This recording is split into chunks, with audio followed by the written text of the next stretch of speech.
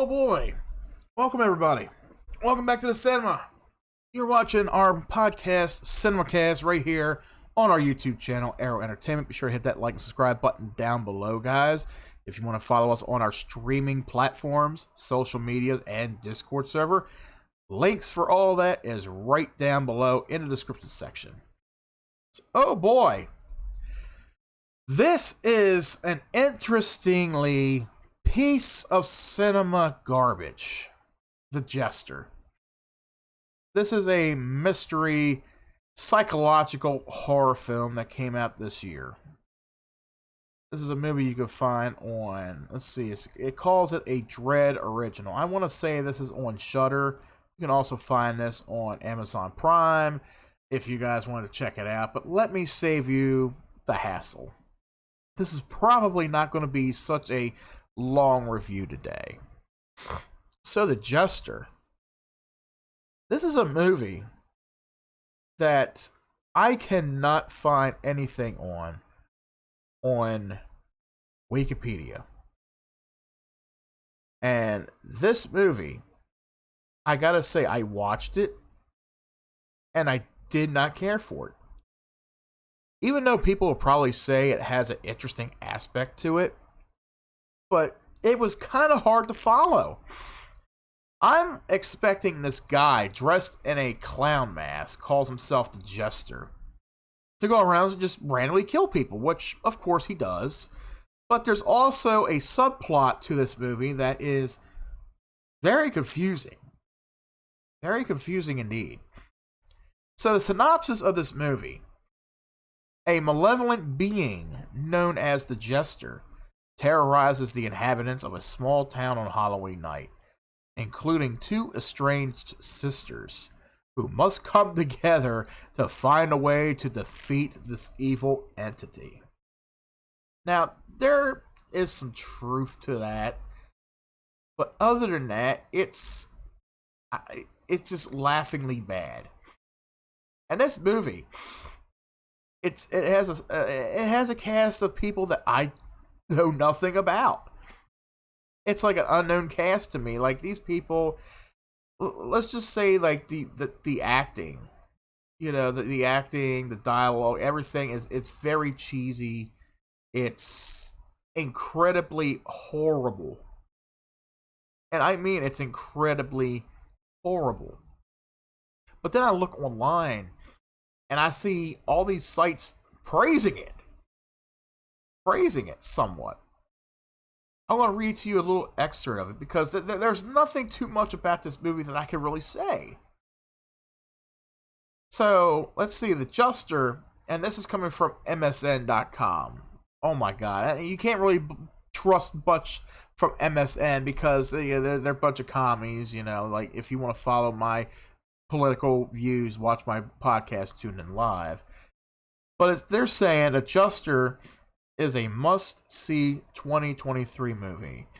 Writer-director Colin Krawchuk brings us The Jester, a horror movie that plucks the titular antagonist from some much-loved horror shorts that began to build up a following on YouTube. So, I know nothing about this character. Apparently, there was a bunch of horror shorts that involved this guy on YouTube, and of course they made a movie out of it. Now, the last movie that they made in this similar way, based off of shorts, was a movie that came out 10 years ago or more called Lights Out. Remember the short, you know, and there's a lot of other different videos that follow behind that where, you know, the person's going to bed and they turn the light off and there's a dark figure standing in the dark staring at them, but then you turn the lights back on and the figure disappears, but every time you turn the lights off, the figure gets closer. Yeah, the horror shorts did it for me. You know, they were really mysterious and they were terrifying. When the movie came out, didn't do well, and I hated it. I watched it once. I was done with it. You know, it was garbage. It was garbage. That's where this movie was headed. So if it's based off of a bunch of must-love horror shorts that began to build a following on YouTube, then yeah, that's the theme of this movie then. Two estranged sisters are brought back to one another on Halloween night after their father's passing. But rather than a family reunion anybody would hope for, the pair is tasked with taking on the Jester, a malevolent and deeply disturbing being who has made it his mission to plague a small town, which is kind of a lie right there. Because even though there are some people he does terrify a little bit, and this guy passes himself on as a magician. You know, he plays magic tricks. He does certain things. So it's like, okay, he's malevolent. He's a fucking malevolent magician. He does certain things. There's a scene where a couple cops are questioning him, and he pulls out a pair of handcuffs. And he puts the handcuffs on himself, and then voila, he's free of the handcuffs, only to find that the cops are handcuffed to each other. But then, you know, one of the cops is killed off. You know, Jester takes his hat, puts it on top of one of the cops' head, pushes down on it, suffocating him, and then he takes it off, only to find that the cop has been decapitated cleanly. It's a clean cut. No blood or anything. You know, the body's just standing there moving around like a fucking chicken. You know, the head's missing and all, and the other cop's screaming bloody murder and shit. Only to get shot by the fucking Jester off screen, you know? It's like 5 quick bullets went into it, like pow, pow, pow, pow, pow. And that was it. That's a scene right there, you know? So anyway, determined to banish him and the evil at his command, the brave sisters get to work and are forced to confront and understand their shared past. Oh, I love how this article is just trying to spice up and make the movie sound like it's something good. So really the basis of the plot is, and I'm going to get right into some spoilers here, so once again, like with every episode, guys, if you don't want to hear spoilers, if you want to take your chance in watching this movie, go right on ahead, come back to the review. Otherwise, I'm going to spoil the fuck out of this movie because I don't care at this point. So basically, the movie starts out, you have this guy who's wandering about, and he's being followed by this malevolent spirit, the Jester. And he has something dark, some dark secret that he's trying to confront himself with. So he ends up on a bridge. He's trying to call his daughter, who's grown up, and he's trying to apologize, and she don't want to hear it. And he's just trying so hard, but he can't. So then after, you know, his daughter hangs up, and he turns to this Jester, and he's like, I tried. I'm sorry. I tried so hard. You know, she won't listen to me. But then the Jester plays this little trick. You know, he puts a noose around the guy's neck. He tightens it by using a gesture, you know, like he's tightening his tie. But then you see the fucking rope tighten itself and then raise himself. So he basically hanging himself and then drops off the bridge, you know. Everybody calls it a suicide, but, you know, really it's like the Jester doing it. The Jester is already killing somebody in the first 5 minutes of the movie. You don't know what the fucking plot is. You know, it's very confusing. You got a guy who's trying to reconcile with his daughter, but she don't want to hear it. So then it cuts to the next scene, you know, where there's a funeral. You know, these 2 girls show up. One of them is the daughter that he called, and the other girl happens to be a sister, but is not it's a strange sister, a half sister. So apparently, how the movie plays out, this man, you know, he had a daughter who was played by one of the main characters. I forgot what her name was. Let me see. What is her name? So this woman is played by Layla Symington. Okay, so Layla Symington. She plays Emma. She is the daughter that he tries to communicate with and is like, you know, Dad, just fuck off. I don't want to hear it. So she shows up. She doesn't feel too bad for him, you know. She's at the funeral. You know, she's like, yeah, I was here, whatever. So she calls her mom. But then there's this other girl there named Jocelyn, played by Delaney White. She is the other daughter of this guy, John, who died. So anyway, John had his daughter, Emma. And when she was young, he ended up walking out on him. He ended up leaving him.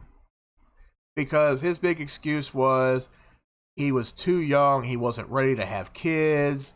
You know, he wasn't ready for that life, so he abandoned his wife and his daughter at the time. Basically claiming that, you know, at the time, she wasn't the daughter that he wanted. She's not the daughter that he wanted. Probably not with the woman he wanted. So it's a very cheesy excuse for a story, for a plot. It's like, okay, I didn't want to have you with your mother, but it happened, so that's the reason why I left. And then years later, he got with someone else, had another daughter who's Jocelyn, and then that mother died. And then here it is, present time. The dad is trying to reconcile with his other daughter, and he can't. So what happens? He's killed off. So throughout the movie, you got, this one sister who's trying to reconcile with the other sister, but she is just not having it. So then while this is going on, and then Jocelyn, it's Halloween night, she's missing her dad, she's missing her mom, she's trying to hang with her friends, trying to get everything off of her head, off her mind and all, and just trying to enjoy Halloween night. All the while, you got this malevolent fucker, the Jester, who's going around town. He's not really terrorizing people, but he starts out by terrorizing the one sister, Emma. He's following her around town. She don't know why. She's all up in herself about, fuck this life, fuck my dad, he was a piece of shit, that kind of thing. Ends up getting drunk. But still, you got this guy who's fucking following her, right? So he's trying to get to her. Don't know fucking why. Don't know why at all. He's not even attempting to kill her. He's just tormenting her at this point. But he's killing people who get in his path, that keep him from getting to her. So then, probably about 2/3 of the way through, he ends up catching up with Jocelyn and her friends. So he needs bait. So he ends up killing off basically one of her friends and hurting the other two, and in some kind of particular way. And Jocelyn agrees, okay, I'll do whatever you want, just let my friends live, whatever, what do you want? So he decides to use this girl Jocelyn as bait to bring Emma in. That kind of thing. And it all revolves around this guy, John, their father, trying to reconcile with him with everything that has happened, it'd be like if Michael Myers was trying to have a family reunion with Laurie Strode and a couple others, he's trying to have a family reunion, and bring everybody together. And for what reason? It's like, for what reason? So you got this spirit who's trying to bring these two sisters together, but end up, tricking each other, and one ends up stabbing the other one in the gut or whatever. But she eventually survives that. So there's really even no way of killing off this Jester. In fact, it remains a integral part of this girl's life throughout the rest of the movie. And that's pretty much the basis of the movie. You got this subplot where these two sisters, they don't want to get along with each other because of their father's history, but they're forced to get together, because of this malevolent spirit or being or whatever it is. And there's no way of killing it off. They don't kill this person off. They don't kill off the Jester. It's just they're trying to resolve a subplot that involved their father. That was it. And it's a ridiculous play. It sounds like a fucking Lifetime movie, guys. That's basically what this movie is. It's like a Lifetime movie, with very minimal gore.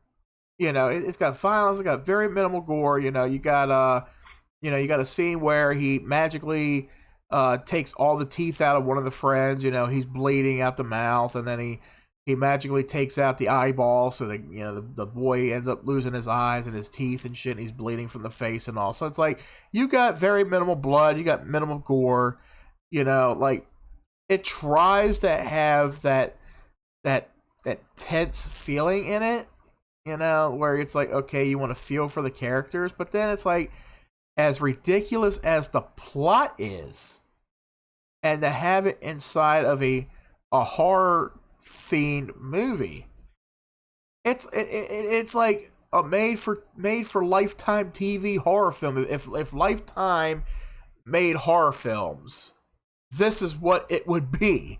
This is exactly what the movie would be. That's just the entire plot right there. But I want to go back to this article real quick and read more of it. So, blending grisly kills with the clown-esque foe to face off against. Fans have drawn parallels with Terrifier. Terrifier was another horror movie that has come out, and it's grown a cult following. You know, there's a third one coming out, which recently gifted viewers a new Art the Clown poster and teaser. I just watched the new horror movie, The Jester. One fan began on X, and it heavily reminds me of Terrifier, since the main villain and the story lined up almost perfectly. However, the movie's director has explained what singles his creation out of the slasher icon crowd. Now, nothing lines up perfectly. I don't know if this guy is high on pot or what, but nothing in this movie lines up perfectly. It's a despicable, confusing mess of a movie. You have a Lifetime-based plot that is centered around or centered inside a horror-themed movie. Now, yes, it's not really a slasher movie, but it's among the dumb. I will say it's among the dumb. The Jester kind of separates himself from other horror antagonists because he loves what he does. He loves to have an audience, and he loves to kind of stand out from everyone else. He's kind of different from other horror antagonists. They hide in the shadows, they creep in the closet, and stuff like that. The Jester loves to have an audience and kind of dance down the street. You can see him coming. But here's where I feel like, okay, this is a fucking being. It just loves to be in the spotlight, right? Almost kind of like with certain movies like Killer Clowns from Space. If you ever seen that movie, Killer Clowns from Space, they're all over the fucking place. They're zapping people in the goddamn cotton candy pods and taking them and shit. They're clowns. This guy here is dressed in a Jester clown mask, and he's going around fucking doing fucking magic tricks. You know, there's a scene where he scares the fuck out of two kids that are stealing candy from, you know, one of the porch, one of the porch, one of the steps on the, you know, to a porch. You know, there's nobody sitting outside. They set a fucking a ball of candy out on the porch. So there's, you know, one kid stealing a shitload of candy, and the other kid's like, "No, you can't do that. You can only take one." So he scares the fuck out of them and causes them to run. So it's like, it's a hilarious moment, but I want to say there's maybe a couple times in this movie where I can feel like it's being genuine in a sense, almost kind of like how they're putting it, you know, in this article. But I can't find the words to it though. It's like I want it to be hooked from the beginning. I want it to be hooked. It's like, okay, you got this being that's just haunting these people, that's haunting and killing certain people, but the story, when it comes to a good horror movie, I have to follow a story. It can't be just a ridiculous bunch of mess going on with mindless killing or whatever. You know, I want to be able to follow something. I want to follow a plot. I want to follow a story. But this is two different genres in one. I will say that it's horror mixed with Lifetime drama, and it does not work well. It does not work well. I'm sorry. When you got two different plots going against each other with two different genres, it doesn't fit well. That's what this movie is. The movie is now available to stream as a rental on the likes of Amazon Prime, iTunes, and Google Play stores. The rental price is currently $4.99 or $5.99. You can also purchase the movie for $10. I wouldn't even recommend buying. I wouldn't even recommend renting it. Luckily, I had an app where I could fucking stream the movie for free. Luckily, that's how I did it.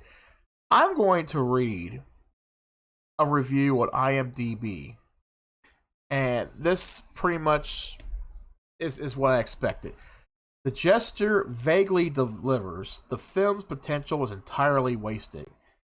The Jester is a film with potential, but fails to fully exploit it. It did have somewhat potential with the character, with the basis of the character and his motive. Not really his motive, but just with the character alone. The script is simple, in some scenes effective, and in others it becomes ridiculous. But the final explanation of the relationship between the titular character, the Jester, with the protagonist and her father is interesting. The performances are accomplished, but not excellent. For his part, Michael Sheffield, who plays the Jester, gives a good performance as a Jester, although it is inevitable not to relate him to Art the Clown, who came out first, since they share the same body language and the character seems to be a carbon copy of the already mentioned clown. The cinematography delivers in the night scenes, mainly those filmed outdoors, giving a good Halloween atmosphere and highlighting the orange and purple colors, but in some scenes it looks amateurish. The special makeup effects are gore and done in old school style, giving a touch of realism to the film.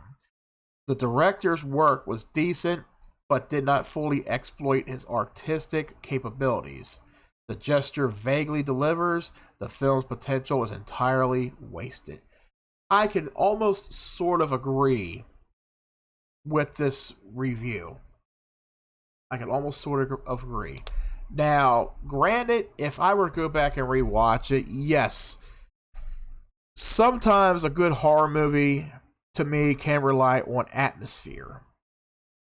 Look at Halloween 4.